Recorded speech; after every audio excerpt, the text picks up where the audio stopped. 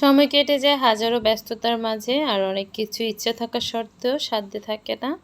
তো কেন বলেছি সেটা একটু জানার জন্য হলো ভিডিওটা দেখবেন। সকলকে অনুরোধ করছি। আসসালামু আলাইকুম। আজকে নতুন একটি ভিডিও নিয়ে চলে আসছি।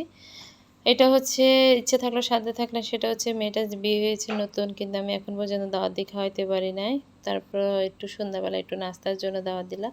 সকাল থেকে আসলে গতকালকে হাত কাটা গেছে, এরপরে এটার মধ্যেও নাস্তা বানানো থেকে রান্নাবান্না কোনো কিছু আমার সকাল থেকে করতে ইচ্ছা করতেছিল না। এরপরও জীবনের তাগিদে বলেন আর বেঁচে থাকার তাগিদে, দেখা যাচ্ছে বাচ্চারাও আছে, সব কিছু মিলে খাবার-দাবার তৈরি তো করতে হয়। এরপরে হাতে আর কতক্ষণ ব্যান্ডেজ করে রাখবো, আমি পরে ব্যান্ডেজটা খুলে ফেলছি। খুলে এরপরে একটু কাটাকুটা করতে যাই, আমার হাতে আবারও ব্যথা পেয়েছি। এরপরে ছেলেদের জন্য রোস্ট করব না, যেহেতু আমার গতকালকের ডাল আর চাল কুমড়া রান্না আছে, পাবদা মাছও রান্না আছে। আমি ভাবছি রান্না করব না, কিন্তু ওই যে দেখা গেছে সুহানের আবদার মা মুরগির মাংস। তো আমি এমনি মুরগির মাংসটা একটু ভাজি করে ঝাল ঝাল করে রান্না করব। সেই সাথে একটু করলা ভাজি করতেছি। করলা ভাজি ইদানিং আমার খেতে খুব ভালো লাগে, ওই জন্য সব ভাজি করতেছি। তো এছাড়া করলা ভাজি করতেছি, ওর জন্য মুরগির মাংস রান্না করব, আর কিছুই করব না। এর মধ্যে ছেলে বলতেছে, মা পোলাও ছাড়া আমি মাংস খাবো আজকে। এরপর সে মসজিদে চলে গেছে নামাজ পড়তে। মায়ের মন তো বোঝে না, তো যেটুকু পোলাও চাওয়া ছিল আমি অল্প একটু ওর জন্যই করে নিছি। আসলে মায়ের মন বলে কথা, আমি ভাবছি করব না, এরপরও আর না করে পারলাম না। অল্প একটু পোলাও শুধু সুহানের জন্যই করছি। তো পোলাও আর ছিল করলা ভাজি। এরপর হঠাৎ চিন্তা আসলো যে মেয়ের জামাইটার আমি একটু দাওয়াত দিয়েও খাওয়াইতে পারি নাই। পরে সন্ধ্যাবেলা চিন্তা করছি একটু চিকেন বান বানাই, যেহেতু একটু চিকেন নিছি, তো একটু চিকেন বান বানাই নিলাম।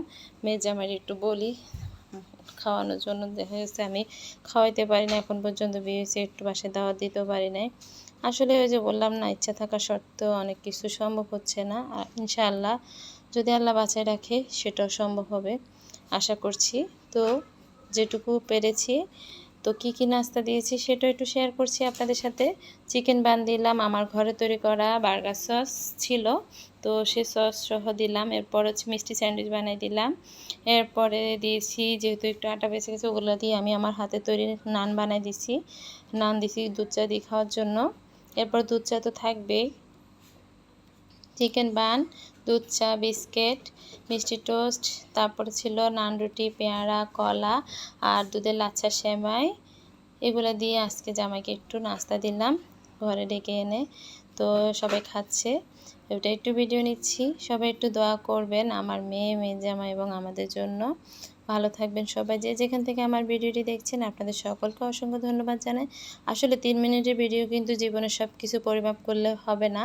3 মিনিটের ভিডিওতে কিন্তু সব কিছু প্রকাশ করা অসম্ভব। সো 3 মিনিটের ভিডিও দেখে এমন কোনো মন্তব্য কেউ করবেন না। জীবন এত সহজ না, এত ছোট না। 3 মিনিটের ভিডিও সব শেষ হবে।